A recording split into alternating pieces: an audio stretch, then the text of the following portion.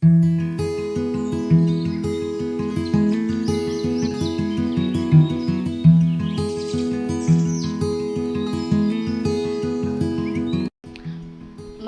nga kabuntagon mga kapaglaom. Atong hisgutan ining adlaw mao ang atong morning devotional nga naguluhan. Isalikway ang wala kinahanglan nga kabalaka. Ug atong teksto makita sa Mateo 6 bersikulo 25 nga nagingon. Busa ingnon ko kamo, ayaw na kamo kabalaka bahin sa inyong kinabuhi. Kung unsay inyong kanon o unsay inyong imnon, o bahin sa inyong lawas kung unsay inyong ibiste. Dili ba ang kinabuhi labaw pa man kaysa kalanon ug ang lawas labaw pa kaysa biste? Samtang ikaw magbuhat sa labing maayo, ayaw kapuya ang imong lawas ug hunahunaa sa mga kabalaka niini nga kinabuhi. Ayaw dauta ang imong relihiyoso nga kasinatian pinaagi sa pagkabalaka kundi isalig sa Ginoo sa pagbuhat alang kanimo kung unsay dili nimo mabuhat sa imong kaugalingon. Ang kinabuhi labaw pa kaysa sa pagkaon. Adunay daghan kaayong wala kinahanglan nga pagkabalaka, daghang kasamok sa hunahuna, bahin sa mga butang nga walay kahimuan. Gusto sa Dios nga ang iyang mga anak hingpit nga mosalig kaniya. Ang atong Ginoo matinumanon ug matarong nga Dios. Ang iyang mga anak kinahanglan nga muila sa iyang pagkamaayo ug ang iyang hustisya sa dagko ug gagmay nga mga butang sa kinabuhi.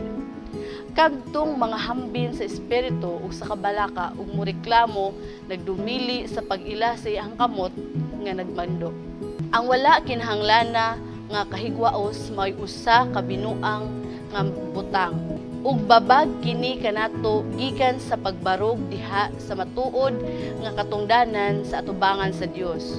Kung mosulod ang Espiritu Santo sa kalag, walay handom sa pagreklamo ug pagbagulbol tungod kay wala man kita makabaton sa tanang natong gusto. Kundili magpasalamat kita sa Dios gikan sa usa ka puno nga kasing-kasing alang sa nagdawat nato nga mga panalangin. Adunay usa ka panalangin nga mabatunan sa tanang mangita alang niini sa husto nga paagi. Ang Espiritu Santo sa Dios ug mao kini ang usa ka panalangin nga magdala sa tanang ubang mga panalangin nga magpasunod. Kung muduol kita sa Dios, ingon nga gagmay mga kabataan, mangayo kaniya sa grasya ug gahom ug sa kaluwasan, dili alang sa pagtuboy sa atong kaugalingon, kundili magadala kita og panalangin ngadto sa atong palibot. Tubagon ang atong pangayoon, dayon atong tun-an ang pulong sa Dios aron kita mahibalo kung unsaon pagkupot sa iyang mga saad ug ang kunon sila ingon nga atong kaugalingon.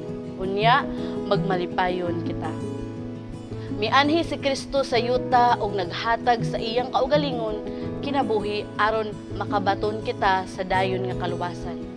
Gusto niya nga libuton kita sa kahimtang sa langit aron makahatag kita sa kalibutan sa sulundan nga makapasidungog sa reliyon ni Kristo. Niini nga kinabuhi kinahanglan nga gamhanan kita sa espiritu nga naghari didto sa langitnong mga sawang.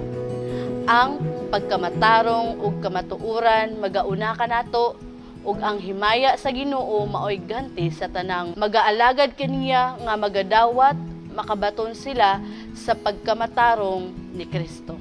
Magampo kita mga kapaglaom. Amahan nga balaan, salamat kaayo aning kabuntagon nga imong gihatag kanamo. Salamat kaayo Lord nga ikaw naga-provide og mga kinahanglanon namo sa matag adlaw.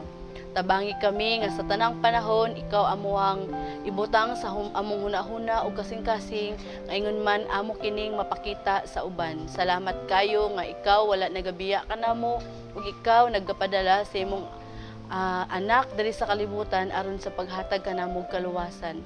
Tabangi kami Lord nga samtang kami magahulat sa imong ikaduhang pagbalik, kaming tanan mahimong mamatarong ug kaming tanan makauban diha sa langit ng puloy-anan. In Jesus' name I pray. Amen.